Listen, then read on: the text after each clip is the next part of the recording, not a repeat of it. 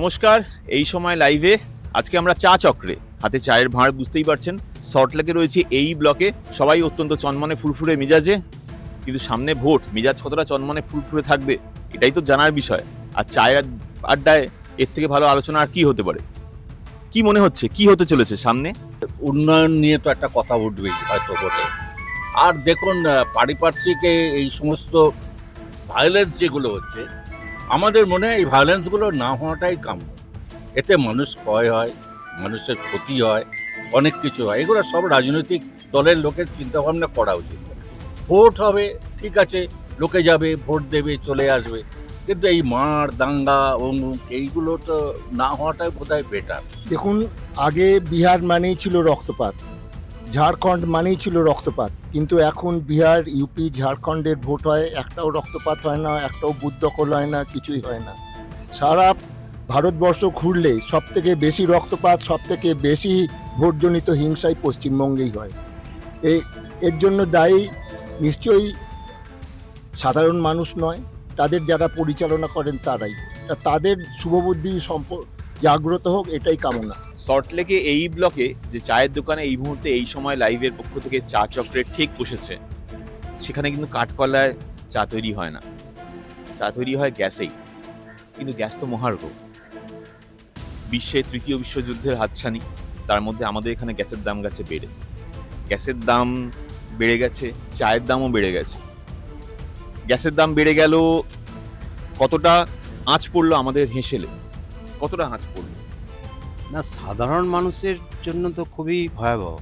সাধারণ মানুষের যে আর্নিং, সে ক্যাপাসিটি তো আর বাড়ে না, কিন্তু দৈনন্দিন নিত্য প্রয়োজনীয় জিনিসের দাম বাড়ছে, গ্যাসের দাম বাড়ছে। অতএব সাধারণ মানুষ খুব অসুবিধার মধ্যেই দিন কাটাচ্ছে। সামনে ভোট আসছে, সাধারণ মানুষ, সাধারণ ভোটার, তারা বিভিন্ন রাজনৈতিক দলের কাছে কি চাইবেন? আপনি কি চাইবেন ভোটার হিসেবে, নাগরিক হিসেবে? আমরা একটা সুস্থ পরিবেশ চাইব, জিনিসের দাম যেন কমানো হয়, সাধারণ মানুষ যেন উপকৃত হয়, প্রত্যেকে সচ্ছলভাবে চলতে পারে। বাংলার মতোই আছে, আমরা তো খারাপ কিছু দেখছি না সেভাবে যে বাংলায় খুব খারাপ কিছু চলছে বা কি। কিন্তু ঘটনা হচ্ছে কি, যে কিছু কিছু জিনিস তো ঠিকই বলেছেন উনি, যে জিনিসপত্রের দাম যে হারে বাড়ছে, এত বাড়লে তো সাধারণ মানুষের উপর একটা প্রেশার পড়ে। এখন সেগুলো একটু যদি দেখে, এই যে গ্যাসের যে স্ক্যারসিটিটা হচ্ছে, এত অভাব হচ্ছে, লোকের লাইনে দাঁড়িয়ে নিচ্ছে, অথচ বলছে আছে, নেই। এটাতে লোকে একটু দ্বিধাগ্রস্ত হয়ে যাচ্ছে, বুঝতে পারছে না যে কি করা উচিত। এইটা যদি সবাই একটু ক্ল্যারিফাই করে দেয়, তাহলে আমার মনে হয় অনেক বেটার হবে। যা পরিস্থিতি দেখছেন,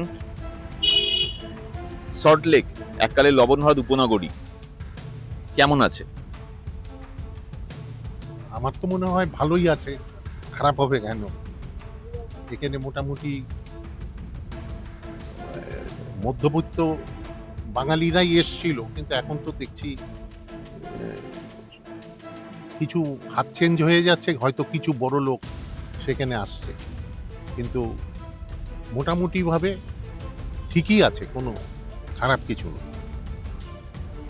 আর এই ঠিক থাকা, খারাপ না থাকাটা থেকে যদি ভালো থাকায় জীবনটা যেতে যায়, কিভাবে যাবে ভালো থাকার জীবন?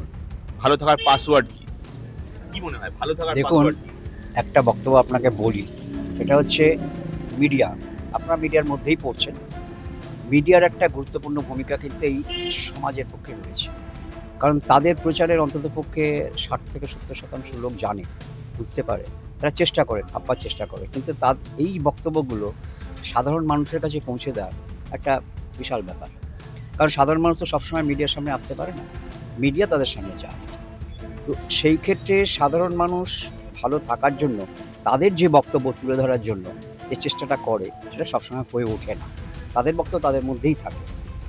রাজনৈতিক বক্তব্য অনেক বেশি করে মিডিয়ার মধ্যে আসে, অনেকে বিরক্তও হয়। কিছু রাজনৈতিক বক্তব্য কেন, সাধারণ মানুষ তো আছে, তাদের বক্তব্য কেন রাখা হয় না? এটাও তো মিডিয়ার কাছে একটা প্রশ্ন থাকতেই পারে। তাদের সুবিধে অসুবিধেগুলো তো সবসময় তুলতেই পারে। রাজনীতির মধ্যে থেকে যে বক্তব্য, সেই বক্তব্য বাদ দিয়ে সাধারণ মানুষের বক্তব্য তুলে ধরাটা মিডিয়ার একটা বড় ভূমিকা বলে আমরা মনে করি। প্রত্যেক দিনের জীবনে সল্টলেকবাসী হয়ে কি মনে হয় সমস্যা কোথায়, নাকি আদৌ কোনো সমস্যা আছে? দেখুন, সমস্যা থাকলে সমাধান মানুষ নিজেই করে নিচ্ছে। কারণ সমস্যার কথা তারা তো কোথাও বলতে পারছে না। তারা যেভাবে চেষ্টা করছে সমস্যাটাকে সমাধান করার জন্য, তাদেরকে ফেস করতে হচ্ছে। তাদেরকে সমস্যার সমাধান ফেস করছে, তারাই সমাধান করছে। নতুন করে তাদের কাছে সমস্যাগুলো আছে কিনা জানা নেই, তারা যতক্ষণ না বুঝতে পারছে। সল্টলেকবাসী হিসেবে কি মনে হচ্ছে সামনে ভোট, আপনি কি চাইছেন সল্টলেকের জন্য? আমরা তো চাইবো সুষ্ঠু অবাধ নির্বাচন হবে, এটাই আশা করছি। আপনার বাড়ির সামনে রাস্তাঘাট ঠিক আছে? আপনি নাগরিক হিসেবে সল্টলেকে কেমন আছেন? আমাকে না জিজ্ঞেস করে আপনি নিজেই হেঁটে দেখুন, এই রাস্তাটা ধরে সোজা যান বা এই রাস্তাটা ধরে সোজা যান, তাহলেই বুঝতে পারবেন। এই রাস্তাটা তো গত বছরে 2বার রিপেয়ার হয়েছে, তারপরেও কি অবস্থা দেখুন। তো নতুন প্রজন্ম সল্টলেকে থাকতে চাইছে না নাকি থাকতে পারছে না? হ্যাঁ, এটা একটা ভালো বলেছেন।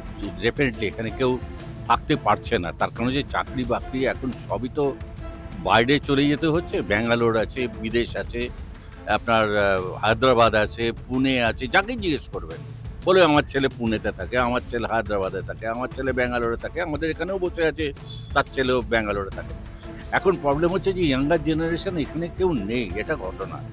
এবং সেখানে ধরুন বাবা মার একটা সন্তান, সে যদি বাইরে থাকে, বাবা বা মা তার মধ্যে একজন তো মাইনাস হয়ে যাবে, তখন ছেলে নিয়ে চলে যায়, বাড়িগুলো বন্ধ থাকে, কিছুদিন পর সেটা বিক্রি হয়ে যায় এবং সে টাকাটা নিয়েও সে ওখানে ইনভেস্ট করে দেয়। এগুলো তো আছে, এগুলো সল্টলেকে আপনি ঠিকই বলেছেন, প্রায় 60% বাড়ি অলরেডি বিক্রি হয়ে গেছে। আপনি যত বাড়ি দেখবেন পুরনো বাড়ি হয় বন্ধ পড়ে আছে আর নাহলে জঞ্জাল হয়ে রয়েছে।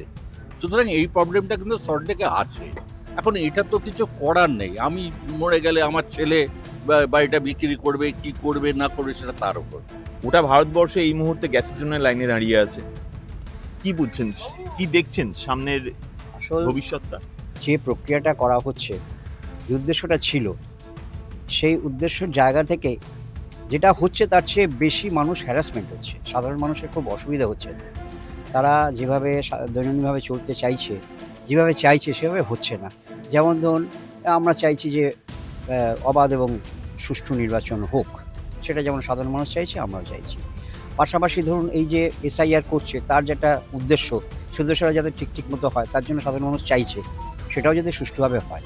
কিন্তু দুটোর কোনোটাই কিন্তু মানে সেই হিসেবে আর কি, নির্বাচনের সামনে এই দুটোকেই কিন্তু সাধারণ মানুষ কিন্তু পাচ্ছে না, তাদের হ্যারাসমেন্টটা বেশি হচ্ছে। তো সৎ উদ্দেশ্য যেখানে রয়েছে সেটার বাস্তবতার ক্ষেত্রে বিষয়টা পাল্টে যাচ্ছে কি করে? যেটা মানুষের জন্য যে প্রসেস শুরু হয়েছে বা মানুষের জন্য যে ভোট, সেই ভোটে মানুষই হ্যারাস্ট হচ্ছেন, মানুষই কোথাও না কোথাও হিংসা বা রক্তপাতের শিকার হচ্ছেন।